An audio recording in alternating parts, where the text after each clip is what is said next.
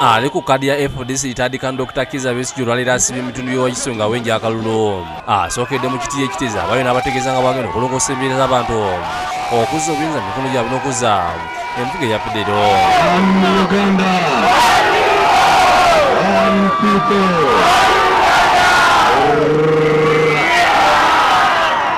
Mirimu gyaffe giri kampeyini eno mulimu ogusooka gwakweddiza obuyinza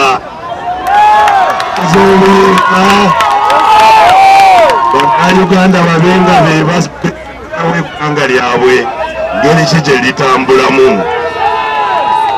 Abayo omwadde ensibi okuyambako okulonda akalulu. Weebale taata, weebale ssebo, ndabirawa